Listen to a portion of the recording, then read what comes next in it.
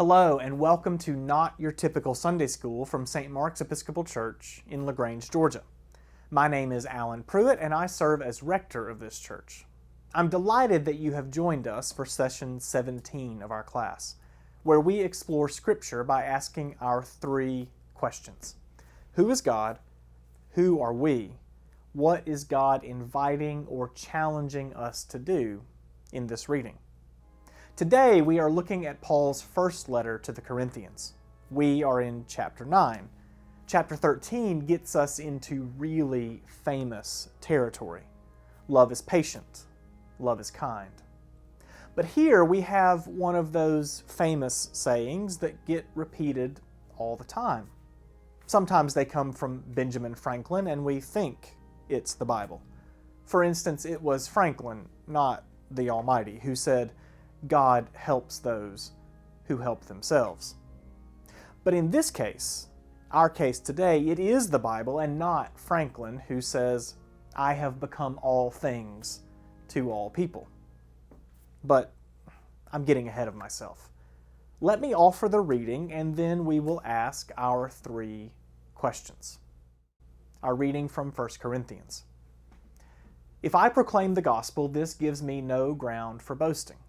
For an obligation is laid on me, and woe to me if I do not proclaim the gospel. For if I do this of my own will, I have a reward. But if not of my own will, I am entrusted with a commission. What then is my reward? Just this, that in my proclamation I may make the gospel free of charge, so as not to make full use of my rights in the gospel. For though I am free with respect to all, I have made myself a slave to all, so that I might win more of them. To the Jews I have become as a Jew, in order to win Jews. To those under the law I became as one under the law, though I myself am not under the law, so that I might win those under the law. To those outside the law I became as one outside the law, though I am not free from God's law, but am under Christ's law, so that I might win those outside the law. To the weak I became weak, so that I might win the weak. I have become all things to all people, that I might by all means save some. I do it all for the sake of the gospel, so that I may share in its blessings. All things to all people. Sounds deadly to me. And like a lot of aphorisms and teachings of Scripture, in the wrong hands, interpreted wrongly, they can become instruments of harm to ourselves or others. Instead of all things to all people, imagine instead that Paul is saying, I have spoken so that all can understand. Or, I have spoken so that all might say, yeah, you're really speaking my language now. Paul is interpreting the grace of God for the people he meets. Or maybe better put, Paul is interpreting their lives for them so that they can see the grace of God already happening. I'm getting ahead of myself again, focusing on us when I really need to start out by focusing on God. So back to our questions. Who is God in this reading? No wonder I got ahead of myself. It's hard to pin this one down in today's reading. God is only mentioned obliquely, rather offhandedly. I wonder if this could be an answer, though. Who is God? God is the one who has made a gospel for all people. To the slave, to the weak, to those under the law, and to the lawless.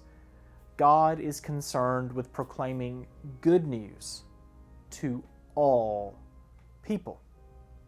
That's a big change. For us, we tend to think of one God, the Creator. For people in the ancient world, instead, there were local gods all around.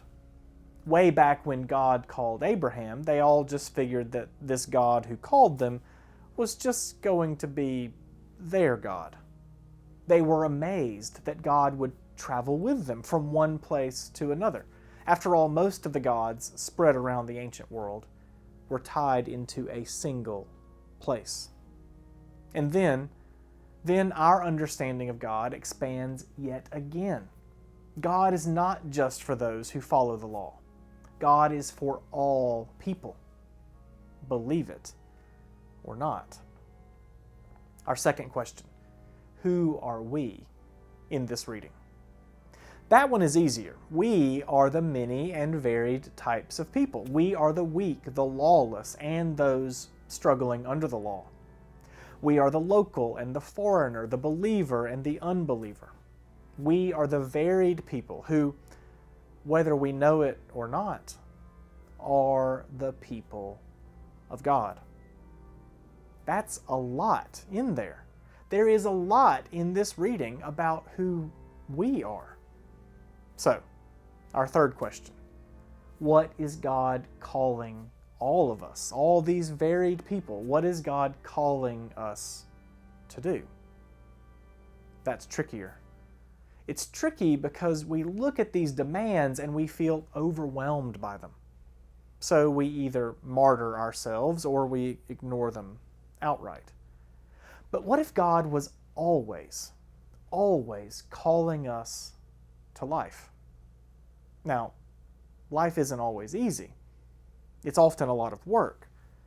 But if God is always calling us to life, then becoming all things to all people would need a life-giving interpretation, instead of the deadly work it sometimes sounds like. I am Alan. But the Alan you know in these videos is different from the Alan I am to my children, or my wife, or my close friends. Even a little different to the Alan you might find at an in-person class. There's a common thread that runs through all of those Alans. I love proclaiming the gospel in ways that invite you to bring your whole self before God. So I try to bring my whole self. But I bring a different part of myself to the pulpit than I do to a dinner conversation. You don't want me preaching at you over dinner, and my children definitely do not.